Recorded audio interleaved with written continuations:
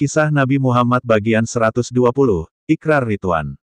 Orang-orang Quraisy masih belum mau menerima kedatangan Rasulullah dan kaum muslimin. Kini Rasulullah yang mengirim utusan. Semula beliau memerintahkan Umar bin Khattab. Namun Umar berkata, saya khawatir orang Quraisy akan menindak saya, mengingat di Mekah tidak ada pihak Bani Adi yang akan melindungi saya. Quraisy sudah cukup mengetahui permusuhan saya dan tindakan tegas saya kepada mereka. Saya ingin menyarankan orang yang lebih baik daripada saya yaitu Utsman bin Affan. Maka Rasulullah mengutus menantunya Utsman bin Affan. Tugas Utsman adalah berusaha meyakinkan bahwa kaum muslimin benar-benar berniat melaksanakan haji. Utsman pun memasuki Mekah di bawah perlindungan Jiwar Aban bin Said. Melihat Utsman, para pemimpin Quraisy berkata, Utsman, kalau tidak mau bertawaf di Ka'bah bertawaflah. Aku tidak akan melakukannya sebelum Rasulullah bertawaf, jawab Utsman. Kedatangan kami kemari hanya untuk berziarah ke rumah suci dan memuliakannya. Kami ingin menunaikan kewajiban ibadah di tempat ini. Kami telah datang membawa binatang kurban, setelah disembelih kami pun akan kembali pulang dengan damai. Tapi kami telah bersumpah bahwa kalian tidak boleh masuk ke Mekah tahun ini, sanggah seorang pembesar Quraisy. Terjadilah perdebatan seru yang alot, tidak ada yang mau mengalah. Masing-masing melontarkan argumen. Akibatnya lama sekali Utsman bin Affan tidak kembali. Kaum muslimin pun sudah sangat gelisah. Mereka takut Utsman dibunuh secara licik. Maka Rasulullah mengumpulkan para sahabatnya di bawah sebatang pohon. Mereka semua bersumpah setia untuk tidak meninggalkan tempat itu sebelum membalas kematian Utsman bin Affan, kemudian disebut Bayat Ridwan.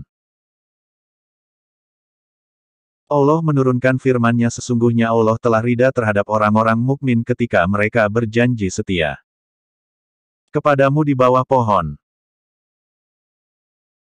Maka Allah mengetahui apa yang ada dalam hati mereka lalu menurunkan ketenangan atas mereka dan memberi balasan kepada mereka dengan kemenangan yang dekat waktunya. Surah Al-Fat 48-18, gelombang perjanjian Hudaibiyah. Alangkah leganya kaum muslimin ketika tidak lama sesudah itu Utsman bin Affan kembali ke perkemahan dalam keadaan selamat. Sungguh pun begitu, ikrar Ridwan tetap berlaku sebagai tanda kesetiaan dan kekompakan umat Islam. Rasulullah bahagia sekali dengan kekompakan umatnya sebab terlihat jelas eratnya hubungan kasih sayang sesama mereka. Selain itu nyata sekali terlihat bahwa kaum muslimin sangat besar keberaniannya. Mereka bersedia menghadapi maut tanpa ragu-ragu lagi. Utsman bin Affan berhasil meyakinkan orang Quraisy bahwa kaum muslimin benar-benar ingin berhaji.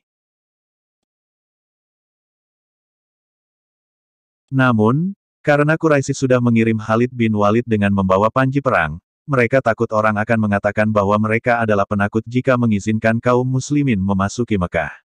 Maka perundingan pun berlanjut terus. Kali ini Suhail bin Amr menjadi juru runding Quraisy.